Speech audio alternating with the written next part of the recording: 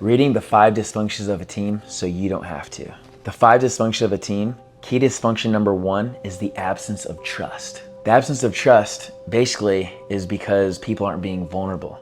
A lot of times the vulnerability of trust is a type of trust that's built on team members being willing to be open to show their weaknesses, their mistakes, ask for help, acknowledge shortcomings without fear of judgment. It's also the vulnerability to share what you think you're doing well. A lot of people don't even share that either. And this is a huge foundation of trust, because when we have the trust, that's where it actually opens up open communication, honest dialogue, where the two people can communicate without reservations, which really fosters a safe environment and allows ideas to be open, challenged, and grown upon. The big impact on this dysfunction number 1 with absence of trust is that an absence of trust really leads to wasted time and energy between team members who are instead investing in defensive behaviors, going through the motions, just trying to get through the day without any type of communication or healthy conflict, and never asking for help or providing constructive feedback. Key point number 2 is fear of conflict. And what's crazy is that healthy conflict is absolutely necessary to engage in passionate, compassionate debate around the opportunities that exist within the business. And if we're not diving into the weaknesses, opportunities, or threats, a lot of times we're not able to grow upon those. When a lot of people are holding back with this fear of conflict, I think the opportunity to put on here is the unfiltered discussion around conflict and ideas. Dysfunction number 3 is lack of commitment. Commitment is not necessarily about consensus to where everybody agrees. Rather, true commitment is where there's clarity around decisions and the ability for team members to buy into decisions, even if they initially disagree. Once you have the buy-in, that transitions into the next dysfunction. The next dysfunction is avoidance of accountability. And accountability in a team setting usually involves team members who are willingly and constructively able to lovingly call each other in. I'm not gonna say call each other out. I think a lot of us look to call each other out, and that actually really speaks to what it does. It speaks people out of vibration. It speaks people out of love,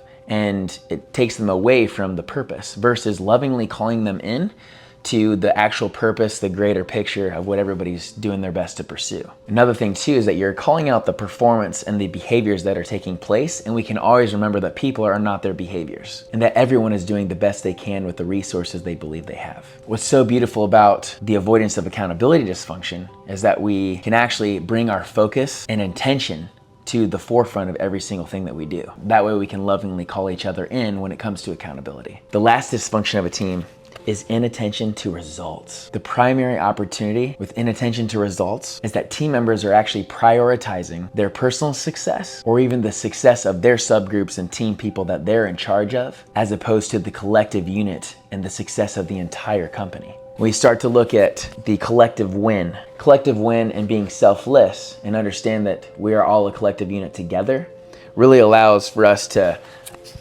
throw out ego, throw out selfishness, throw out the recognition and the me versus we. What's awesome about addressing this last dysfunction of a team is that it allows us to unify the team. It aligns all members with the true vision and common objective, which really enhances the collaboration and reduces the selfish behavior. What I would say about these dysfunctions is that we are all response-able. So we're all responsible to hold our own position within these 5 dysfunctions of a team so we can all be aware and grow within it. A really nice tool within this book too is actually the ability to take the tools that it gives at the very end of giving a roadmap to strategically look at where you think your business is and where the people within the business think it is as well. You get to have the gaps, what they need to learn, what they need to offer, looking at the revenue model, all that type of stuff. Beyond that as well, it allows to look at what team members are passionate, what team members are guarded, what team members are working in a collective way versus a selfish way, what team members communicate with clear resolutions and specific calls to action. As you rate those out, it's so nice to be able to take those and then speak it out with your team to see where everybody's at, which actually enhances the first dysfunction of the team, absence of trust, where we can all be vulnerable with each other. This is the overall synopsis of the 5 dysfunctions of the team and what those dysfunctions are, and then the put-ons with those.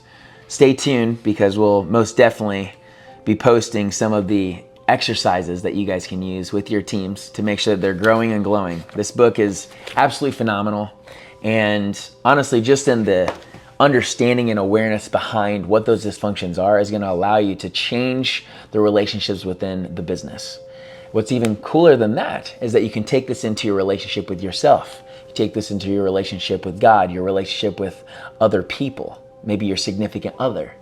And honestly, I think that when we can start to come from a place of openness and vulnerability, lovingly calling each other in, seeing what is the focus, what is the reason that we're here for, maybe loving God and loving others, it's pretty awesome that we can all get centered on that. If you found this summary helpful, please like, subscribe, and click the bell for more content like this. Please share your aha moments, just like I've had many, in the comments below, because we would love to hear how you're growing and glowing. I'm looking for high-level executives that are struggling with their teams and want to grow their teams to where there's more purpose, more collective unity around everything. If you want more fulfillment within your workplace, you want to grow with yourself and have a relationship with yourself so you can have a better relationship with others within your team, feel free to click the link in the description where we can schedule a discovery call. Or feel free to join our Abundant Success Circle Facebook group. I'll see you guys soon next time. Love you guys. Claire, shh.